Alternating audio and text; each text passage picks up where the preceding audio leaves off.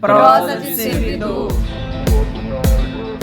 Olá, colegas servidores e servidoras. Eu sou Yara Vilaça, segunda vice-presidente do Sejusmig. Estou aqui hoje com a Isabela Mendes, que veio falar um pouquinho para a gente de um plebiscito popular que tem a ver com justiça social. Fala um pouquinho para a gente, Isabela. Bom dia, Yara. Bom dia, ouvintes, servidoras e servidores do Judiciário. É um prazer para mim estar aqui. Meu nome é Isabela, eu sou economista de formação. Hoje eu sou militante do Movimento Brasil Popular e a gente está envolvido, na iniciativa que é o Plebiscito Popular por um Brasil Mais Justo. O Plebiscito Popular é uma iniciativa nacional que está sendo construída por diversas organizações, desde o movimento popular, o movimento sindical, que quer discutir com a população brasileira, vai acontecer em todo o país, sobre dois temas muito importantes para a justiça social no Brasil.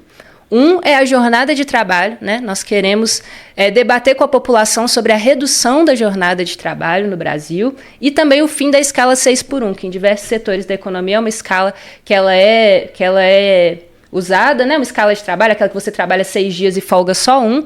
E a gente viu aí no ano passado, uma série de protestos, uma série de mobilizações dessas categorias para acabar com essa jornada, com essa escala, no sentido de debater como que ela é uma escala que não deixa você ter vida além do trabalho, não deixa você cuidar, não dá tempo de você cuidar da sua família, fazer suas coisas e até fazer política, se organizar, participar do seu sindicato.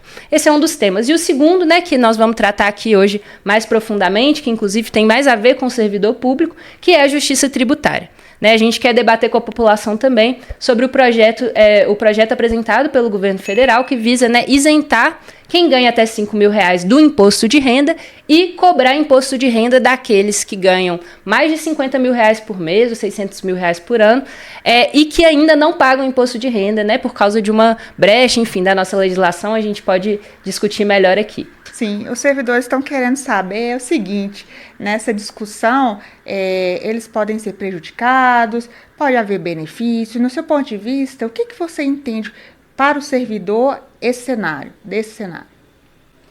Então, para o servidor público é sempre muito importante debater o orçamento público, Eu acho que esse debate com a sociedade, inclusive hoje num momento, acho que todo mundo que é servidor vê isso, Existe uma disputa que a gente precisa fazer com a sociedade em torno do papel do servidor, Porque se você for olhar aí na mídia hegemônica, se a gente for olhar as declarações do empresariado, existe uma demonização do servidor público, como se ele fosse o responsável, tanto eventualmente por uma má qualidade, uma qualidade insuficiente do serviço público, quanto por onerar o orçamento público, o que a gente sabe que não é verdade, assim, não é verdade.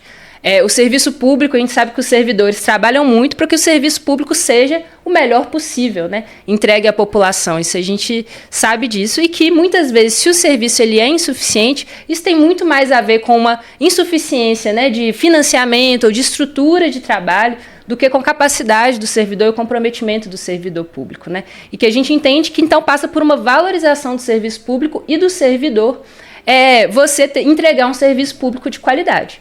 Então, quando a gente vai debater orçamento, quando a gente vai debater quem paga imposto e quem não paga, a gente está falando também de quem que vai, de como que a gente financia os serviços públicos, Tanto quanto existe uma demonização do servidor público, existe também uma demonização da tributação e do imposto, Como se esse fosse o problema do Brasil também, a carga tributária muito alta, qualquer coisa assim. Isso também é um mito, Se a gente for olhar, o que é a carga tributária? Quanto do PIB, quanto da renda nacional, ela é tributada, é recolhida na forma de impostos.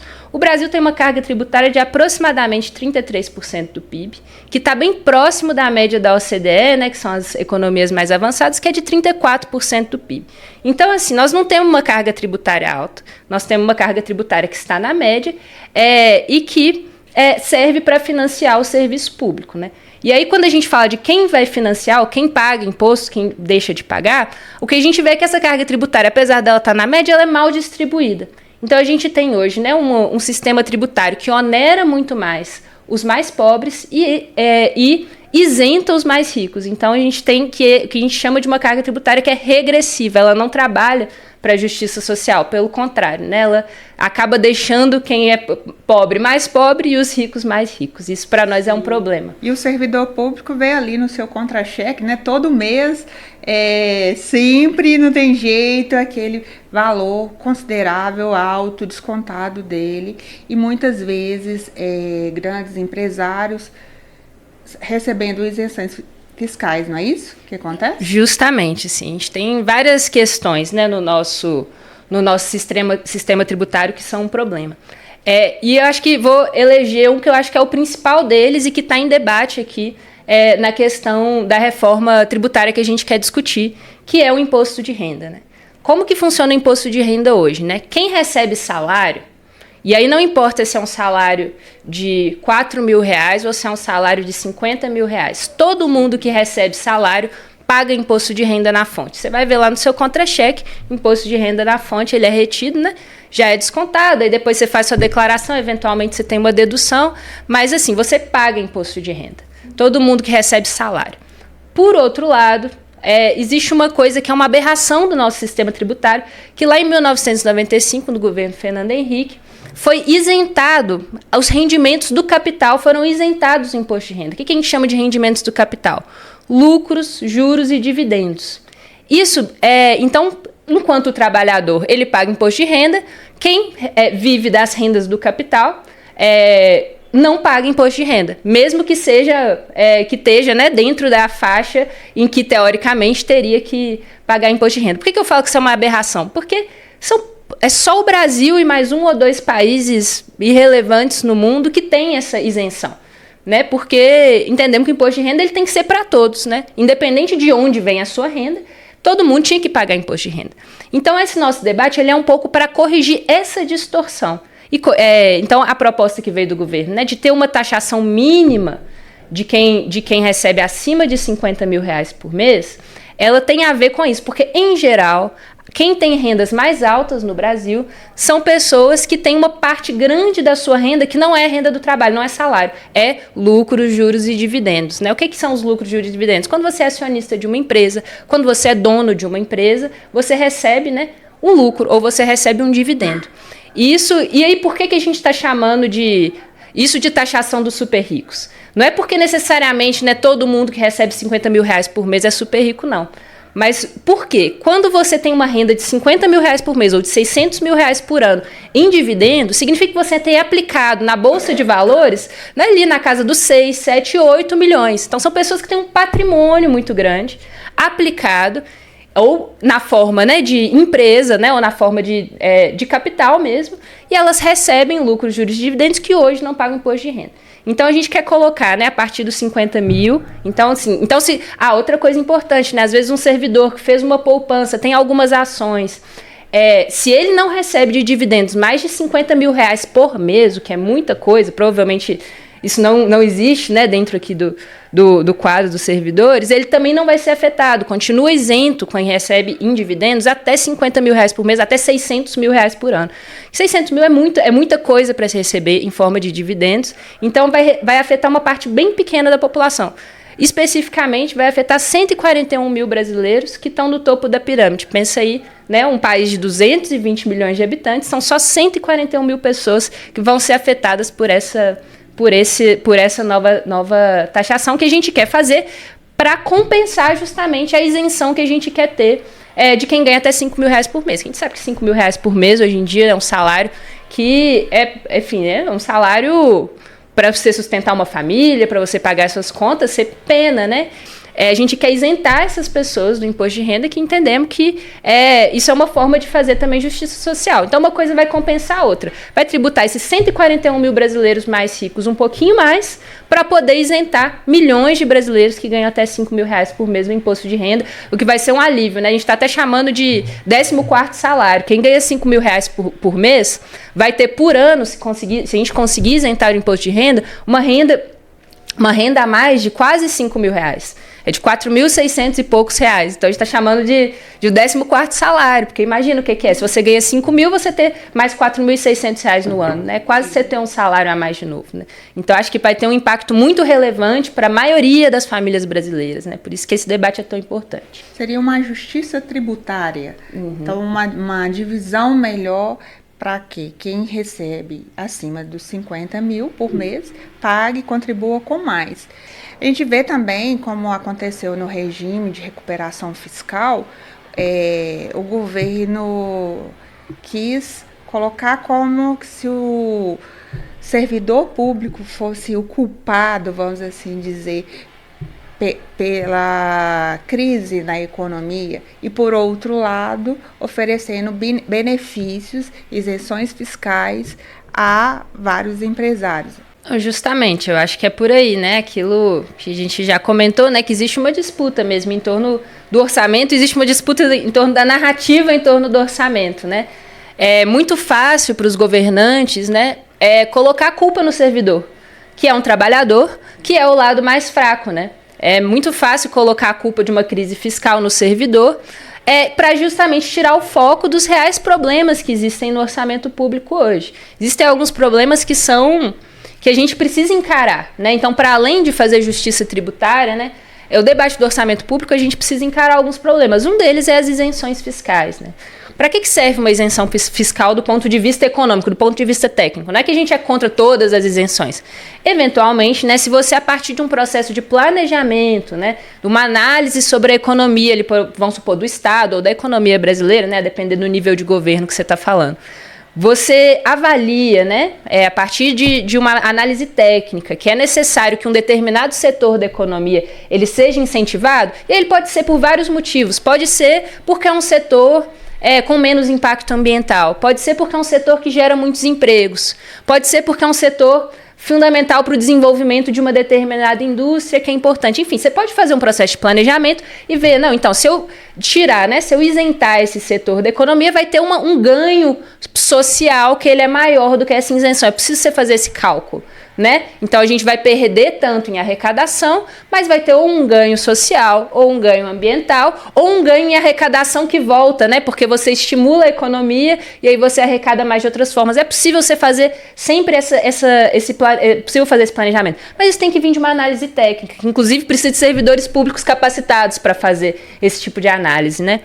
Mas o que acontece hoje é que as isenções fiscais, elas viraram uma forma de ou agradar um financiador de campanha, ou né, o lobby, né, do setor privado, de determinados setores. Por exemplo, aqui em Minas a gente tem um exemplo claro, né, o mais absurdo, que é, né, das locadoras de automóveis, o caso da Localiza, assim, porque um empresário que é próximo ao governador, ele vai lá, a partir do lobby, consegue, né, isenção fiscal. Então, vira ali, em vez de o parlamento, né, e o governo fazer o seu papel, que é planejar e executar a política pública a partir do bem público, vira ali um balcão de negócios, onde quem tem mais poder político ganha mais e ganha isenção fiscal. Então, isenção fiscal é perda de arrecadação.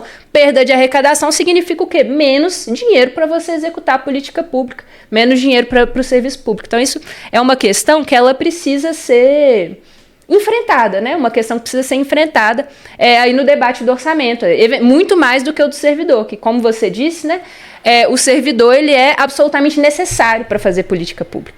Não se faz política pública sem servidor público, não se faz serviço de saúde sem médico, não se faz e sem enfermeiros, e sem técnicos, e sem todo mundo que trabalha lá no posto, nos hospitais, não se faz educação sem professores, assim, não tem mágica, né? Fica parecendo, tem que reduzir a máquina pública, mas assim, nossa Constituição prevê um estado de bem-estar social onde a gente oferece serviços públicos vários.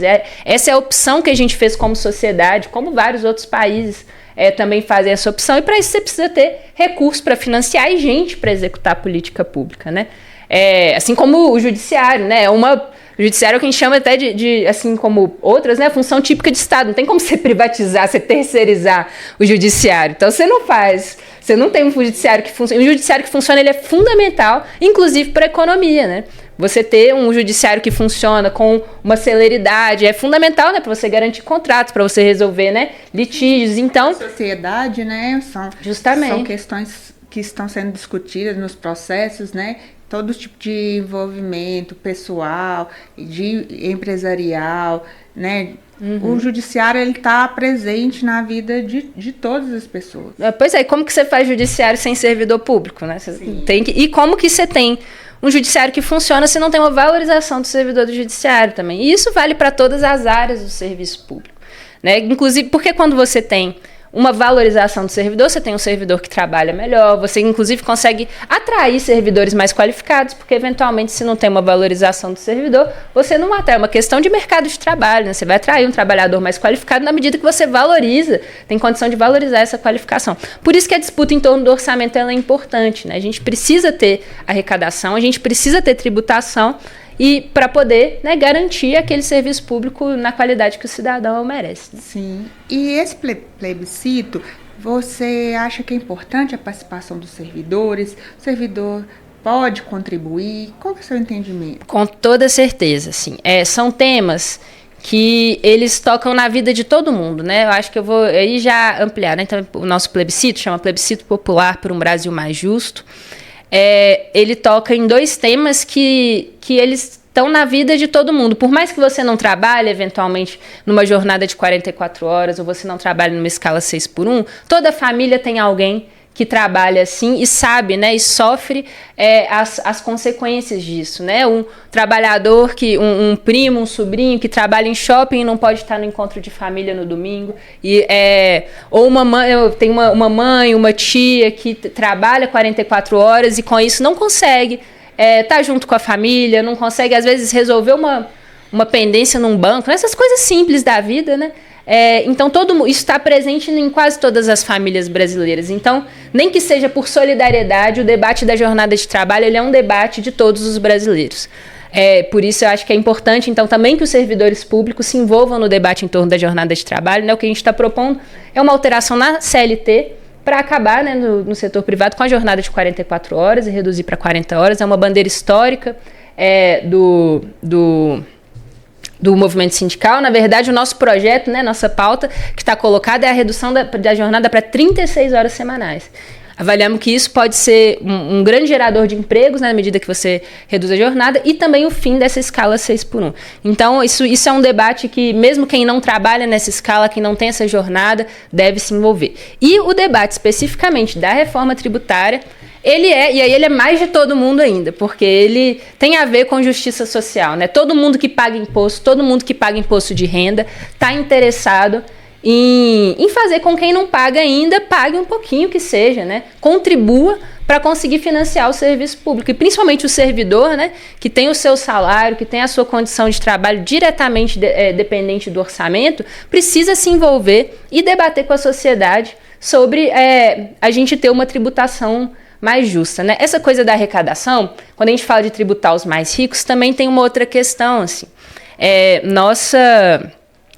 O que a gente está perdendo quando a gente não tributa, né? Quando os lucros, juros e dividendos.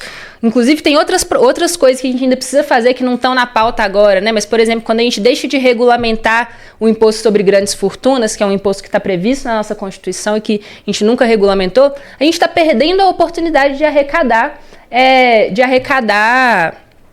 recursos para financiar o serviço público, né? Então, esse debate ele é um debate que tem tudo a ver com o serviço e o servidor. E a gente tem também um dispositivo no nosso ordenamento jurídico que, inclusive, limita o gasto, a despesa com servidores em todas as esferas, né? Tanto em todos os níveis, né? De governo, como também em todos os poderes, né? Então, que é a Lei de Responsabilidade Fiscal. Então, existe um teto para o tanto que um determinado ente pode gastar com servidor público. Chegou nesse teto, a única forma de valorizar ou de contratar mais, que a gente sabe que isso também em várias áreas do serviço público, é uma demanda, ter mais profissionais para conseguir prestar melhor esse serviço. A única saída na vigência da Lei de Responsabilidade Fiscal, é você aumentar a arrecadação. Aonde a gente pode hoje aumentar a arrecadação? A gente pode aumentar a arrecadação em cima de quem paga pouquíssimo imposto no Brasil, que são os mais ricos. E aí a gente tem essa série de propostas. Então, esse debate, enfim, ele dá pano para a manga, né? É muito importante que o servidor se aproprie também para poder fazer. Inclusive, né, no plebiscito, a gente está colocando, né, propondo para o conjunto das forças populares essa ferramenta, porque ela é uma ferramenta que qualquer um pode participar. Eu estou entendendo aqui, o servidor, então, na verdade, ele pode se beneficiar com esse plebiscito, porque com uma melhor arrecadação, você tributando essa parte da sociedade que ficou de fora, como você já explicou, o servidor pode ser mais valorizado, pode ter a carreira implementada. É isso que você está dizendo? Justamente. Acho que esse é o ponto mais pragmático da coisa, né, Yara? Porque tem duas dimensões, né? A gente tem uma luta objetiva e pragmática que todo servidor quer fazer, que é por melhores condições de trabalho. E isso a gente tem que fazer e tem que se envolver na luta coletiva. Mas existe um debate de fundo que ele é um pouco mais amplo, que eu trouxe lá no início, né, do início aqui do nosso debate, que a gente precisa fazer uma disputa da sociedade, né, das consciências das pessoas mesmo, em torno do serviço público e da tributação, né? Existe uma propaganda, e aí essa propaganda feita pelo setor empresarial, né, pela mídia comercial, ela é feita de caso pensado para demonizar o servidor público, para demonizar o Estado. E isso a população perde com isso. E é papel do servidor também fazer essa disputa para que a gente tenha condições melhores. Porque, veja bem, tudo bem, todo servidor ele vai fazer, né, a sua luta por melhores condições de trabalho e por mais salários. Aí o servidor vai lá e faz uma greve, como que isso aparece na mídia? Como que a população às vezes encara? Ele não vê o que o servidor passa ali, sem condição de trabalho, como é o ambiente, que falta recursos, que muitas vezes ele fica além do horário, não recebe. Então, a dedicação do servidor, ele contribui amplamente para a sociedade, faz o seu trabalho da melhor forma, se submeteu a um concurso público, demonstra a sua capacidade no dia a dia, se qualifica, investe em cursos para devolver isso para a sociedade, numa melhor prestação de serviço. E muitas vezes ele não se vê valorizado. É isso? Não, isso, pois é. E aí, às vezes a sociedade... E assim, a gente sabe, né, que o servidor ele faz tudo isso que você disse.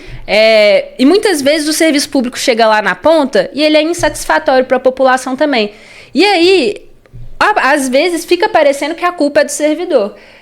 O plebiscito ele é uma oportunidade para o servidor também ir conversar com a população. É isso que a gente está propondo, assim. A gente quer dialogar, aproximar o servidor também nesse caso, né? O servidor da população, para poder conversar sobre o que é a realidade do servidor. Por que o serviço público ele é insuficiente? Não é porque o servidor é preguiçoso ou é incapacitado, é porque não tem recurso. E por que não tem recurso? Porque a gente não arrecada tudo que a gente poderia arrecadar em cima do super, sabe? Então, assim, cada categoria, isso. Adequada. E justamente cada categoria vai fazer o debate a partir da sua realidade, né? A partir do que é o seu chão, né? O chão onde pisa, qual que é o seu trabalho. Mas assim, o plebiscito, mais do que essa coisa pragmática, né? Queremos arrecadar mais para ter melhores condições, ele é também uma ferramenta de diálogo com a população. Muito importante. Eu acho que isso é o fundamental, sabe? Por isso que eu acho que todo servidor público devia se envolver, pegar uma urna, às vezes sair num sábado, vai para a praça do seu bairro, vai para o mercado e vai conversar. Olha aqui, estou fazendo essa campanha aqui para taxar os super ricos e tal. O que você acha? Aí a pessoa vai falar, é aumento de imposto. Você vai falar, não é aumento de imposto. E a partir disso a gente tem que, né, se abrir para o diálogo também com a população. Sim, é importante saber como participar, como o servidor vai se posicionar para demonstrar essa participação nesse plebiscito, com a discussão sobre justiça social. Então, todo mundo, o legal do plebiscito, né, como ferramenta, é que todo mundo pode participar, né? Ela é uma ferramenta que você pode participar no horário que der. Se você tiver uma horinha ali no dia, meia horinha, né? Qualquer pessoa, a gente quer que seja, inclusive, uma ferramenta bem democrática, né? Qualquer cidadão brasileiro pode abrir uma urna e coletar votos no plebiscito popular. Nós temos um site que aí quem quiser participar, quem quiser contribuir, pode entrar lá no www.plebiscitopopular.org. E aqui em Minas Gerais, vou pegar aqui o telefone, que eu queria deixar o telefone da nossa secretaria estadual, que aí quem tiver por aqui, inclusive o sindicato, enfim, quiser se somar, pode entrar em contato com a secretaria, que aí a gente consegue disponibilizar material, panfleto, orientar, né, sobre a coleta de votos. A gente tem quem vai coletar votos para o plebiscito precisa se cadastrar na nossa plataforma online e a gente consegue orientar sobre essa participação. Queremos que o máximo de pessoas possível participe. E aí por isso também estamos colocando, né, à disposição essa secretaria, que consegue fazer essa orientação. Eu posso falar o número aqui? Sim. A nossa então, o número, então, quem estiver em Minas Gerais, né, quiser participar do plebiscito popular, pode entrar em contato, o DDD é 32, telefone 999847137. Depois, não sei se na edição do podcast dá para colocar ali na tela. É nosso contato, né, de referência, que pode orientar, né, e dar as orientações ali para participação, que a ideia é que todo mundo que quiser possa participar. Se puder coletar 1.000 votos está ótimo, se puder coletar 50 já contribui também, que nós queremos chegar no Brasil todo a milhões de votos, né? Que significa que a gente vai ter conversado com milhões de brasileiros sobre esses dois temas que são tão importantes agora aí nessa conjuntura. E podemos passar para algumas perguntas aqui que os servidores encaminharam? Claro, vamos lá. Esse projeto 1087-2025 do governo, que quer isentar quem ganha até R$5.000, vai prejudicar o servidor público? Bem curto e grosso. Não vai prejudicar o servidor público, porque o projeto ele prevê, né? Primeiro porque não vai aumentar o imposto que o servidor paga, porque ele já paga o imposto de renda, vai ficar igual, né? E o servidor que ganha até 5.000 deixa de pagar, então melhora para esse servidor.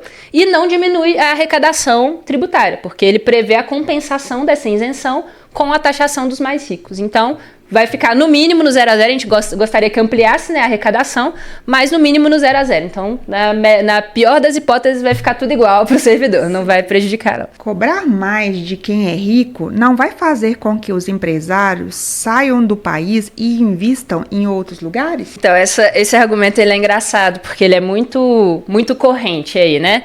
Existe um terrorismo que está sendo feito de que vai ter uma fuga de empresários. Mas, assim, o que a gente vai fazer? Isso é impossível de acontecer, porque o que a gente vai fazer é simplesmente aproximar o Brasil de padrões internacionais. Hoje o Brasil ele é um paraíso fiscal para quem é muito rico. É um paraíso fiscal para o empresariado, para o grande empresariado, né? Quando fala empresário, gente, é importante a gente diferenciar. Não estou falando de dono de padaria, do pequeno empresário, não. Entendemos que a vida desses aí no Brasil não é fácil mesmo, não. Isso é importante você esclarecer, porque muitas vezes a gente vê esse perfil aí que tá, às vezes ganha um valorzinho e já se considera. Como que a gente faz essa distinção, né? Não, é isso, assim, a gente entende que o pequeno empresário no Brasil, ele é um trabalhador também, né? Ele, a maior parte das vezes, quem tem uma pequena empresa, ele trabalha muito na empresa, assim, né? Então, entendemos que são fundamentais, geram muitos empregos, são fundamentais para a economia, e não achamos que tem a vida fácil, não. Quem a gente está falando, e aí quando se fala... mas ele também não tem a possibilidade de ir para o exterior quando...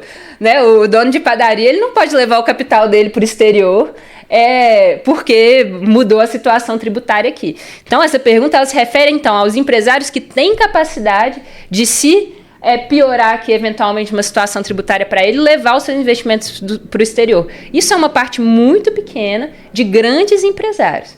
E hoje, o que eu estava falando, né, que hoje o Brasil é um paraíso fiscal para o grande empresário, para o grande investidor, né? E o que a gente vai fazer é aproximar o Brasil de padrões internacionais. Então, não há por que se falar de que vai ter uma fuga do empresariado, justamente porque a gente vai estar mais ou menos igual a qualquer outro país do mundo, né? A gente quer aproximar, então não tem porquê, né? É um não debate isso aí, né? Não tem essa possibilidade, não. Naquela polêmica sobre o IOF, quem estava correto, o governo ou a oposição? O governo queria criar mais impostos para a gente pagar? Qual que é o seu ponto de vista? Esse aí não, e aí assim, né, mais impostos para a gente pagar, dependendo de quem é a gente. Para a gente, eu, você, o servidor, não, né? O aumento da alíquota do IOF, ele ia incidir teve um pequeno, a proposta do governo é um pequeno aumento sobre operações de câmbio, que é uma coisa que a gente não faz no cotidiano, né? No máximo quando vai viajar para o exterior, uma coisinha ou outra. Então, assim, na vida cotidiana afeta muito pouco. No crédito para empresas em aplicações para previdência, de quem aplica mais de R$25 mil por mês na Previdência Privada. Então, assim, é para esse tipo... Então, era um pequeno aumento da alíquota para conseguir aumentar um pouquinho a arrecadação nessa faixa lá de cima da pirâmide. Então, e além disso, né, o governo também apresentou no mesmo pacote um aumento da contribuição para as bets e para as fintechs, né, as apostas esportivas, né, e essas startups do setor financeiro, que não é o IOF, mas estava no mesmo pacote e também foi propagandeado como um aumento de imposto. Não, aumento de imposto para setores que hoje são subtributados. É o mesmo debate aí do imposto de renda, só que aí no caso do IOF é uma outra contribuição, né? E para quem pega ali o empréstimo, quem está no sufoco? Não, aí fica na mesma coisa. Era o crédito para empresas que seria afetado. O crédito para pessoa física, mesma coisa. Ah, muito bom. Se os ricos pagarem mais impostos, esse dinheiro necessariamente vai vir para o serviço público ou pode ser usado para pagar outras coisas, por exemplo, juros da dívida pública ou privilégios a políticos? Então, Yara, é aquela coisa, né? Acho que a gente até comentou um pouco aqui. A gente precisa separar os problemas, né? Acho que essa preocupação que o servidor tem é muito legítima, né? Para onde que vai esse dinheiro no que a gente aumenta a arrecadação? Mas a gente precisa entender que uma coisa não exclui a outra, né? A gente precisa aumentar a arrecadação no Brasil. Tem até um dado aqui que nós somos um país, né, que a gente está na arrecadação, a nossa arrecadação tributária, ela é a média da OCDE em termos de percentual do PIB. Qual que é a questão no Brasil? A gente é um país que tem uma renda muito abaixo da média da OCDE. Então, eu fui buscar um dado aqui. Hoje, o Brasil arrecada, por habitante, $4.407 em tributos. Os países avançados arrecadam $14.699 por habitante em tributos. Veja só. Como que você presta um serviço público, né, que às vezes é equivalente, né? A gente tem uma Constituição que prevê que a gente vai ter saúde pública, vai ter educação pública, e a gente quer que tudo isso seja de qualidade, com 1/3 da arrecadação que tem nos países avançados, entende? Então, assim, a necessidade de aumentar a arrecadação, ela existe. Ela é um fato. O que não significa que a gente ignora que existam esses problemas. Existe uma outra questão também que incide no orçamento público, que é os juros da dívida pública, né? A gente tem os juros, a gente está entre as taxas, o nosso Banco Central aplica uma das taxas de juros mais altas do mundo, e isso tem um impacto mesmo, tira bilhões de reais do nosso orçamento. Então, por isso também que nós, né, os movimentos populares, o movimento sindical, a gente está com essa bandeira há um tempo, né, de precisa baixar a taxa de juros para também tanto liberar o orçamento, quanto facilitar o crédito para o setor privado, enfim, né, isso tem um impacto muito importante na economia, a taxa de juros. Então, essa é uma luta que a gente tem que fazer ao mesmo tempo. Então, a gente quer aumentar a arrecadação, a gente quer diminuir a taxa de juros, né? E essas outras coisas, né, privilégios, corrupção, são a terceira via que a gente precisa combater. Né? Precisamos, de fato, combater super salário, que é uma proposta, inclusive o governo tem batido nessa tecla, temos que acabar com o super salário no serviço público, aqueles servidores que estão ali ganhando acima do teto, se existe, precisa ser combatido. Corrupção existe, precisa ser combatida. Né? Então, a gente, inclusive, tem sido, né, no último período, quando a gente ouve falar sobre escândalos de corrupção, é porque eles estão sendo investigados e descobertos, né? Por isso que vira um escândalo. Né? Então, precisa ser, de fato, combatido. Mas não significa, então, não pode aumentar a arrecadação porque tem corrupção. Não, são questões diferentes. Corrupção é questão que a polícia vai lá e vai investigar e vai combater. A gente combate com mais transparência, a gente combate com os mecanismos, inclusive que o serviço público já tem muitos mecanismos, né, de transparência dos gastos, inclusive muito mais de mecanismo de controle do que o setor privado. E o debate da arrecadação é um debate diferente, é um debate que objetivamente também precisa ser feito, porque para a gente conseguir, né, prestar serviço público de qualidade para a população, a gente precisa de arrecadação tributária. Sim, a gente vê nessa questão aí do teto, que o servidor público, há um rigor muito grande, né? Ele não ganha acima do teto, eles já vão lá e cortam. Uhum. Mas muitas vezes outras classes políticas estão recebendo aí de forma burlar o sistema, remuneração ou outros privilégios acima do teto. Justamente. Isso tem que ser combatido mesmo. Assim, é um debate para a sociedade fazer e que existe uma disputa política, né, em torno disso. Geralmente, quem é privilegiado tem muito poder político E aí, por isso que é difícil, né? Mas é uma bandeira, inclusive, o presidente Lula tem levantado, né? O governo, que para o orçamento isso é uma coisa importante, né? Combater. E aí precisa ser construído, né? Dentro, né, do Congresso, enfim, né? Tem que ter uma concertação aí nacional para a gente conseguir, de fato, combater esses privilégios que existem e que são um problema mesmo. Sim, muito obrigada, Isabela. Queria te agradecer por esse diálogo. Você esclareceu muitas dúvidas e trouxe muito a acrescentar para todos nós servidores. Muito obrigada. Eu que agradeço, Yara, agradeço aqui a oportunidade, estamos à disposição. Reforçar o convite aí para todo mundo que estiver nos ouvindo, vir construir, vir conhecer o plebiscito popular por um Brasil mais justo. E foi um prazer participar aqui com vocês. Muito obrigada. Queria agradecer a todos pela participação nesse podcast do Sejusmig e pedir para seguir a gente, acione o sininho, sigam a gente nos canais. Obrigada. Prosa de servidor.